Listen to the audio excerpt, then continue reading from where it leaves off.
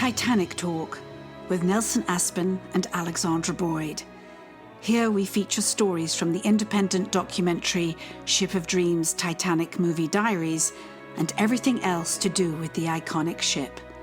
From James Cameron's epic groundbreaking movie to the history and legacy of Titanic herself.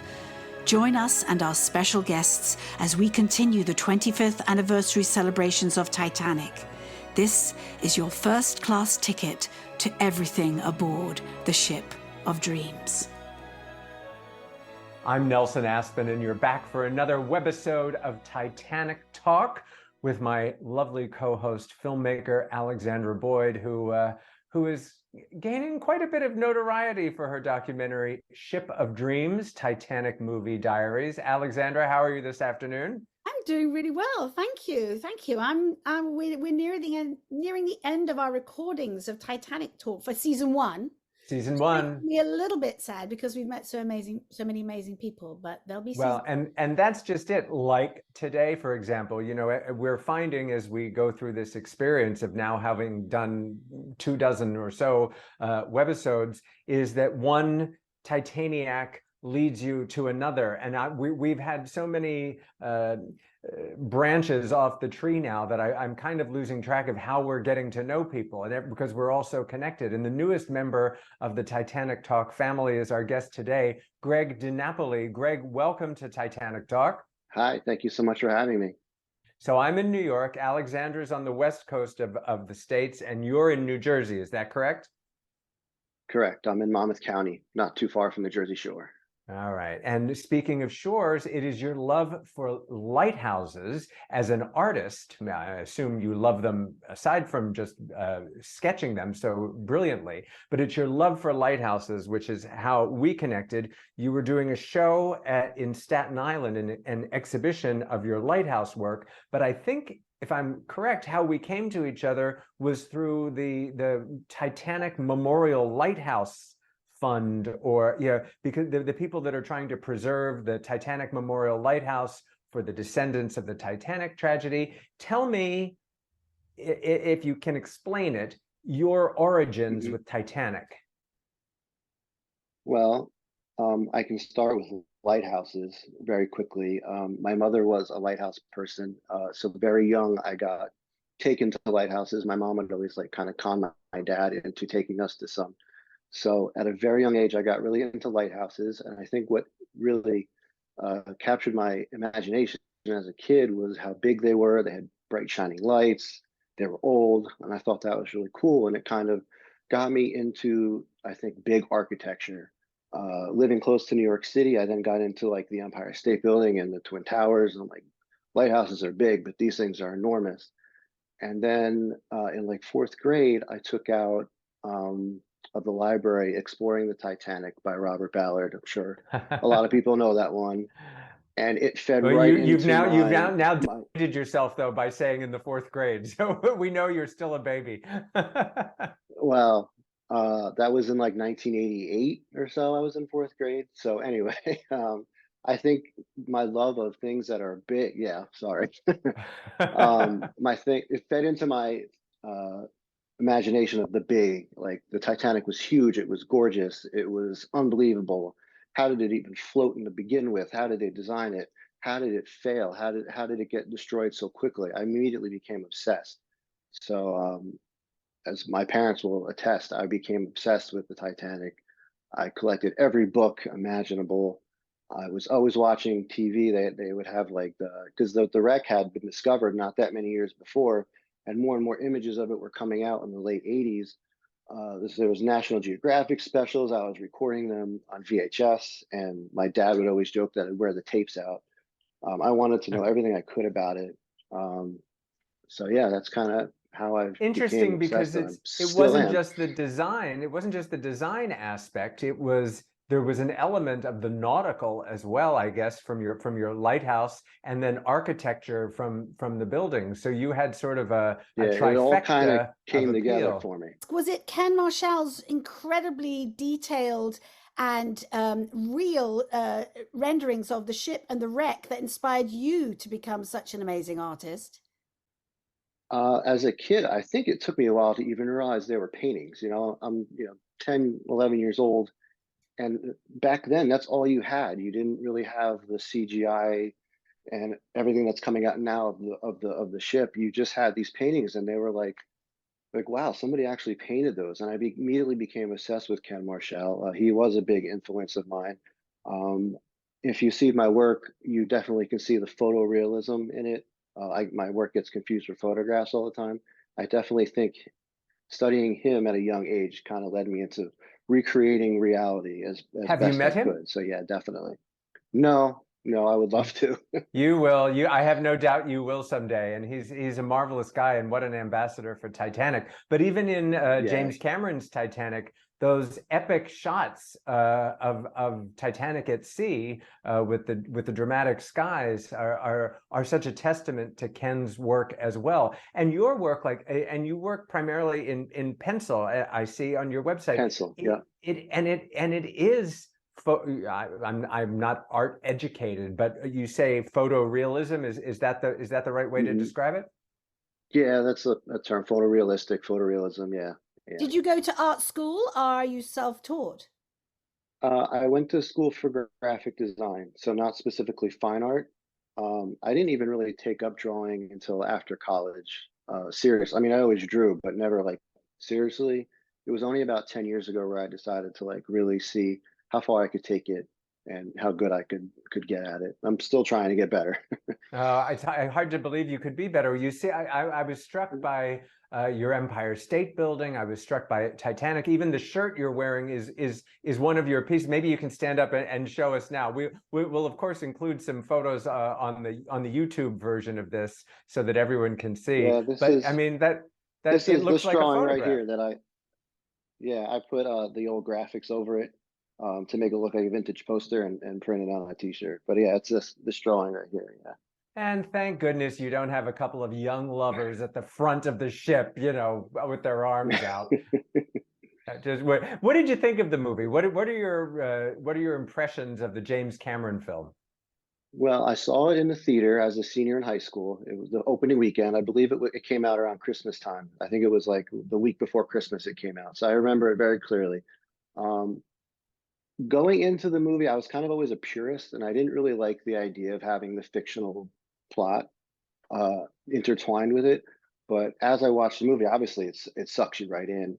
But I remember my initial thoughts of the movie were, I loved it because I loved Jack and Rose because they ran through the ship so much. I was being chased, and that gave me a way to see the ship. Yeah. I was so incredible, like the sets were unbelievable. It was like it immersed you and it made you feel like you were on the ship with them. And that's what my favorite part of the movie was. Like you actually felt like you were on the ship. Well, And as that's what I someone who had love only talking to seen like, Alexandra about. I mean, she spent right, however she many got to live months it. there, and Yes. it was built like a ship. It's always fun to hear, Alexandra. Tell us about the journey from dressing room to Oh yes, set. well I do talk about it in my documentary. They forgot me on the first day. They all went to the set to rehearse in their day clothes, and it'd gone very quiet around me. And I was just chatting with my hair lady who was doing an amazing job. And all of a sudden they were like, "We forgot you! Quick, get yourself down to the set." And they just follow around along. You just do as you're told. And I don't know how much you know about the set. It was three stories inside, three stories of the set in sort of based on the grand staircase inside a huge tank that they filled with water and were able to tip the set. So it really Mhm. was tipped. The first class dining room that I stood in was the same floor that they tipped and ran through when it was full of water. But stepping into that first class dining room was overwhelmingly. I can't really describe now how mind-blowing it was to look at the detail, and that you really felt like you were stepping back into 1912. And there was one moment when when they're passing behind me, I'm being sat at the captain's table next to Bernard Hill, Captain Smith, and the whole place was populated with extras, all in Edwardian costume. And And it was like, okay, go. And there were two people who weren't supposed to be there. That was Jim Murrow, the Steadicam operator, and the guy who wrangled the cable. So I had this moment of looking around, but you just could totally believe you were in 1912 on Titanic, except for these two guys in cargo shorts and t-shirts running behind Kate and Leo as they walked over to the table. I can't So even imagine. that's how realistic it felt. Yeah, that must Do have you been collect incredible. anything now, Greg? I mean, you said as a kid you had all the books and models and things like that. What, besides your own work, what Titanic memorabilia do you have around the house? I have a rusticle, a really tiny rusticle. I have a lump of coal. I The have the coal. Lego. I have the, yeah, I know you have one too. I've heard you mention that. I have the Lego Titanic, the big one that came out a couple years ago. Other than that, I don't really have a whole lot. I'm more into the books and the art of it. Now, I mean, all that stuff's online now. I have like So at Halloween, Titanic I Honor and mean, you, Glory and stuff like that. yeah, you would just be, because you're so interested in the design aspect. Everybody's got their thing, whether it's the costumes or a particular character's story. But for you, it seems to be the design. So I would think Thomas Andrews must be a personal hero to you. Maybe that's what. Maybe you should go as if you ever go to a Titanic convention, you should go as Thomas Andrews. He definitely was. As a kid, knowing he would design the ship was like, wow, this guy. And he was so young. He was in his 30s, and he had gotten so far within Harlan and Wolff. I mean, guy must have been brilliant. And I actually got to go to Belfast couple in 2019, right before COVID, and we were at the museum, and then I didn't even know that the building next door was, now it's called the Titanic Hotel, but it's the old Harlan and Wolff offices. And I ran over there because I had to see it. We were on a limited amount of time, and you can go into Thomas Andrews' office, and it's absolutely, talk about surreal with Alexandra being on the set. That was like the last time he was in this room was when he left on the Titanic, like the next day. That was like incredible to me. So I thought the Titanic Hotel maybe a little bit better than the museum itself, because you're in such these historic Interesting. places, and being on the slipway. That's what I mean, the museum was great, don't get me wrong, but seeing all these things that you had read about in books, and seeing the slipway, and all the pictures you had seen where the ship actually was almost better than actually being in the museum itself. Had you gone to Belfast specifically to go to the museum, or did you just happen to be traveling to Belfast?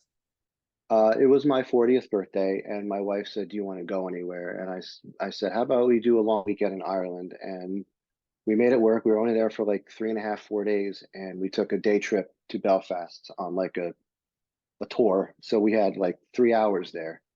So it was kind of rushed, but But you I made mean, that it. was the main reason why we went. I made it. I got to see it. I want to go back. You With have more to you have time. to go to Cove. We interviewed Michael Martin, who does the walking tours of the last port that Titanic stopped at Right. before she sailed, and he tells a very similar story about these railings were here in 1912. All the Irish people who walked along this path, they would have put their hands on this railing, this pub, this office. This was the last place people. And he said because they haven't, they haven't developed the town in any way, and now he's a big sort of proponent of not developing or Like just changing leaving anything it because alone. of the Yeah. history, because it's like if these walls could speak. That's what I'm hearing you say Right. when you're talking about Yeah. That Thomas kind of Andrews' stuff is house. so cool to me. Yeah. Well, Yes. and that includes New York, even though the ship never got here. There are so many significant places of interest here in New York City as they relate to the Titanic, whether that's Macy's department store, which was owned by the Right. Strauss family, and the subsequent park, the pier where it was set to Pier arrive, 54. and even the Memorial Lighthouse is of interest, and where the You also have the inquests were old held. White Star Line building is there too, where you can That's see right. the engravings on the wall of all the ports and everything. It's really And have cool. you sort of done the Titanic tour around Manhattan and seen all these places? Here, most of them, yeah. What about I the actually just Memorial got to Lighthouse? go on the anniversary to see the Memorial Lighthouse. I went with a group. I actually got to meet some of the descendants because it was the anniversary of the sinking, and they were there. And it was really cool. Tell Yeah, us and about they're that. actually restoring it now, which is great.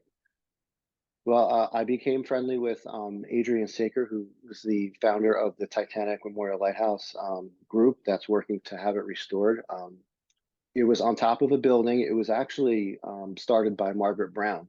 She started collecting donations on the Carpathia for a Titanic memorial to be built in New York City. So by her pushing, she got donations, and they started construction almost immediately on top of the old Siemens building, which is not far from South Street Seaport. That building is no longer there. So the lighthouse was built. It was a working lighthouse. It had a navigational light. And then they built it. They tore the building down in the '60s, and they didn't know what to do with the lighthouse. And it was important. It was the first Titanic memorial in the United States. So they actually took it down and they moved it to South Street Seaport. It looks nothing like it used to. It's basically on a concrete slab with the top, which it's kind of in bad shape. And Adrian became passionate about this project, and he's worked really hard. And they are supposedly starting to bid out the restoration process and get it underway. So I'm very excited to see how that comes out. And I got invited to a ceremony there by Adrian, and as well as the descendants. And I got to talk to a lot of the descendants, which was really cool. Such it was just a as, great day. drop some names for us. Notably, I think Joan Barry made the biggest impression on me. She was Father Byles' great niece, and I know you had the actor that played Father Byles on your podcast a couple James weeks Lancaster, ago. yeah.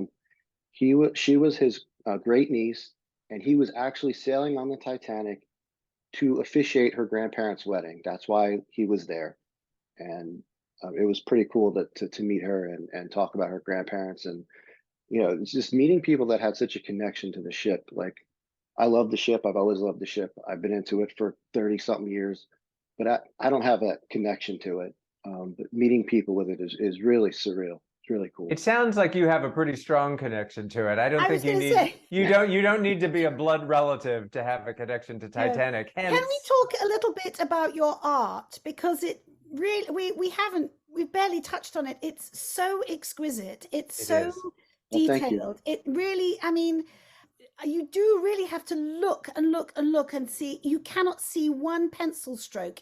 I know you said you trained as a graphic designer, but are there classes to do such photorealistic pencil drawings, or have you just practiced and practiced? I never really took classes to get to where I am now. As a kid, I did. But I wasn't that skilled until, like I said, about 10 years ago when I started taking it more seriously.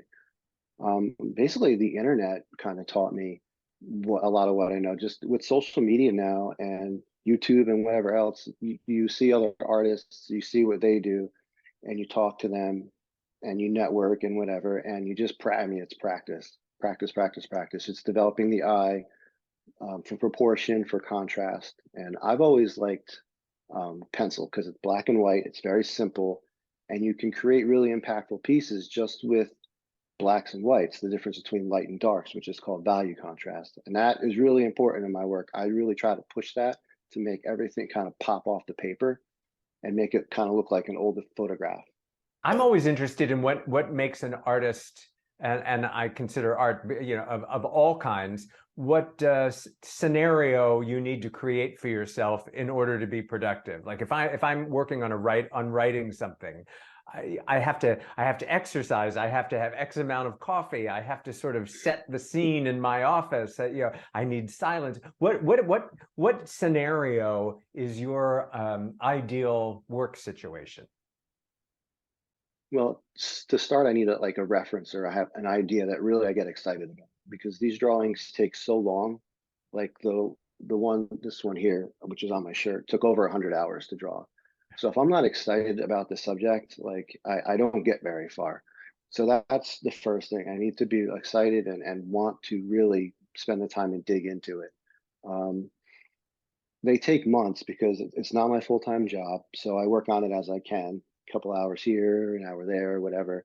So sometimes on the weekends, I can just be walking by a drawing that I'm working on. And I'm like, that looks wrong. Let me fix that. And then I spend an hour on it, so that's just kind of how I like to play music and stuff like that. But in general, it's just the excitement of pushing myself, seeing how far I can take it really gets me going. Not your full-time job, but on your website, there's a very long list of awards you have received and accolades.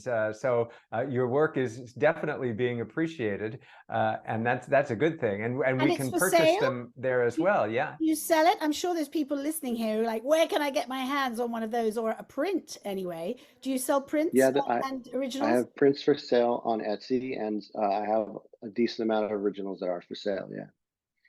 And what's the Titanic? I mean, maybe you're done. Maybe you're done with Titanic and have moved on to something else. Or I'm hoping you're going to say that there is something else Titanic related that's on your to-do list. Well, I started drawing about 10 years ago. I concentrated mostly on lighthouses and buildings. I didn't really have the confidence, I would say, to draw the Titanic until recently. There's so much Titanic stuff out there with the computer renderings and everything that make everything so realistic. I always like, well, what could I add? Like, could I actually do this and make something, you know, add to the Titanic community? And I finally, after Belfast, I think, I was like, you know what, I really got to do a drawing of the Titanic. So I tried it, and this one was my first one here. It's basically copying a reference of the Titanic leaving Belfast, hence the Belfast connection there. Yeah. And I was like, you know what, that one came out pretty good. I did a better job than I thought. So let me start thinking about a second one. So then the second one I did was my own idea, was my own composition. I researched it to death. I looked at all Ken Marshall stuff and old photographs and everything. And I came up with my own idea of a tugboat escorting the ship away from Southampton. I put it all together. I drew it. It's much larger than the first one. It took me, like I said, over 100 hours to do it. Now I'm thinking, what's next? I got to do some. I got to do more. I enjoyed it so much. Are you interested in the architectural interiors? Because I see all of your buildings are the outside. As a filmmaker, I'm like, what's it look like on the inside? I know. Should I do the grand staircase? I don't know. It's a Oh completely Yes. different yeah. animal drawing interiors, you know. Maybe But it's on listen, you there's hadn't lots drawn of the things. Titanic before you drew the Titanic. There's the challenge. That's the challenge, isn't it? Right, for sure. I mean, obviously the grand staircase would be one of the things that I would be drawn, no pun intended, drawn to doing. So Well, you say like how you'll walk away and then you'll come back and say, "Oh, I could have done this better." But like, if you were doing a jigsaw puzzle, when you put the final piece in, the jigsaw puzzle is complete. How do you know when your drawings are complete? How do you know when it's time to stop? that's kind of a common question, and I just feel like you just kind of know, like you just can't push it any further. Like every inch of the paper is covered in graphite. What can I do? I mean, yeah, you can always tweak it here and there, but I mean, at some point you just have to stop and you have to say, this is as far as I can take this one. And what's So the process? just kind Once of, you're done, do you take it somewhere and spray it? I mean, like, how do you, what happens? You don't just, I don't know, stick it in a frame. I mean, more or less, yeah, kind of. I spray it with a fixative and then I just kind of put it aside. I frame, they're all framed. And then I try to get into shows where I could, have them exhibited and stuff like that. And that's all. Put them on my website. I make prints of them, so I have to scan them at a very high resolution. So yeah, and then they just kind of go to the side and So start on you the next one. haven't sold any of the originals. There's going to be somebody out there who's going to make you an offer for your originals. It's so beautiful. Can you part with Yeah, them? these Would two. you be willing to part with them?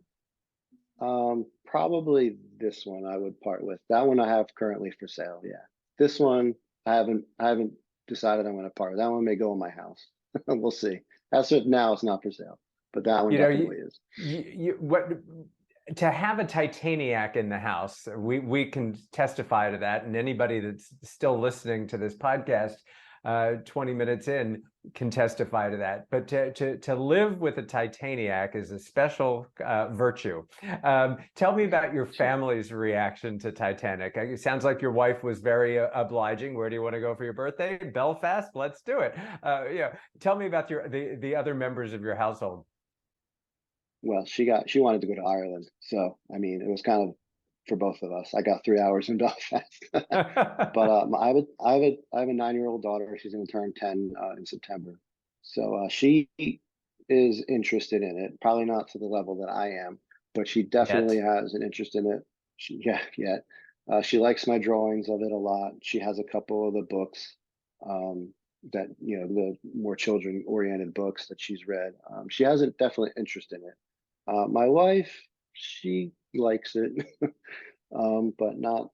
She's more supportive of me, as not so much as a fan. Like when the movie comes on TV and I'm flipping through, I'm like, "Oh, Titanic's on."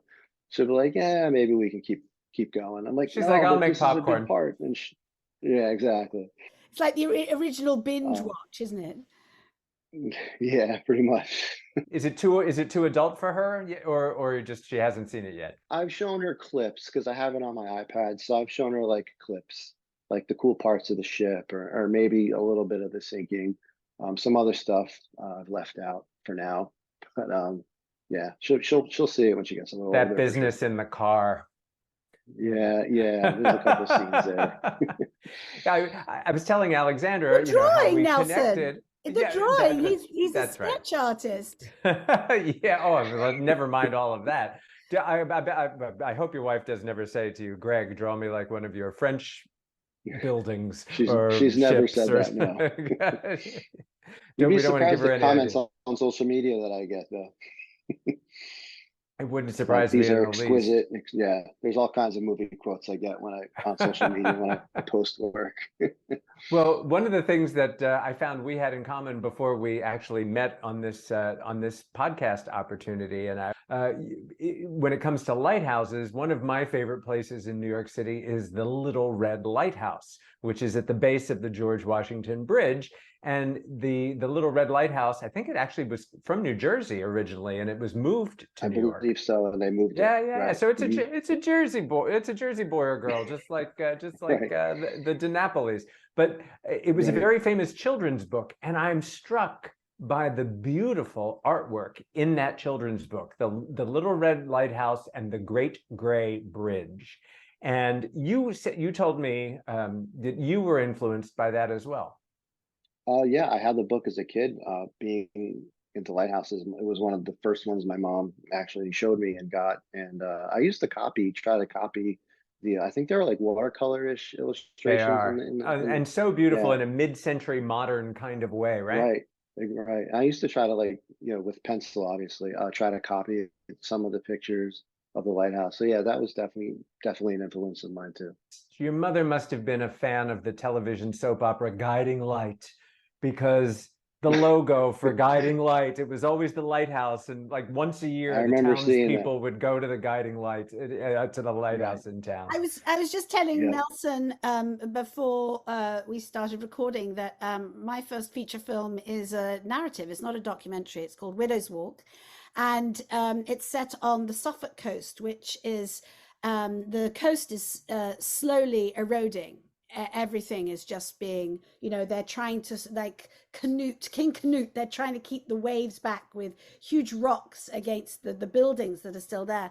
And Orford Lighthouse, we shot one afternoon at Orford Lighthouse, which was literally teetering on the edge.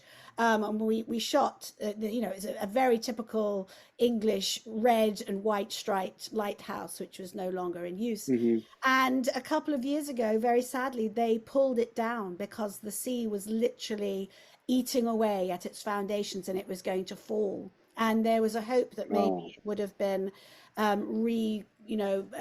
taken apart and put back together somewhere further inland, but I don't think they ever raised the money for it. And the local community were just so sad. There's this incredible romance about lighthouses and so many movies set in lighthouses that are ghost stories hmm. or romances, or the fog, all this romance to do with seafaring or the people who lost their lives because the lighthouse didn't shine and they foundered on the rocks, that sort of Which stuff. is why we must save the Titanic Memorial Lighthouse. And Greg, I'm Yes. glad you're doing your part. Will you somehow chronicle the process through your sketches? I definitely want to draw it when it's completed for sure, and I would like to go to New York again to see it as it's being refurbished for sure. Yeah. Well, next time you're in New York, when you do that, when you come into the city, you let me know, and we'll go down together, and we'll have a pint in Thomas Andrews' honor, or Molly Brown's, or one of them, for all their contributions to said memorial lighthouse. And we You got it. encourage That sounds everybody awesome. to go on Greg DiNapoli illustration.com to see your magnificent work. And I hope future Titanic drawings will be among your projects. The Thank you. They grand will be, for sure. staircase is next. Dun, dun, grand dun. staircase. You have to do it now because we've tipped you now. Isn't it crazy that there's no actual photograph of the real grand staircase on the Titanic? That's still dry. It's just mind-boggling to me. Well, the Every one that picture of it they is the have is Olympic. of the Olympic, right? Yeah. It's the Olympic It's grand the Olympic. staircase. Yeah. Yes, There's and not an that's what- existing photo of the real Titanic's real Yeah, grand that's staircase. what Peter Lamont would have gone from for the sets of the film. Yeah. And no selfies were ever taken on the Titanic. Like, if it hadn't I been for know. Father Brown, we might not have anything. So can you imagine, like, if today's cruise ship passengers, imagine the photographic.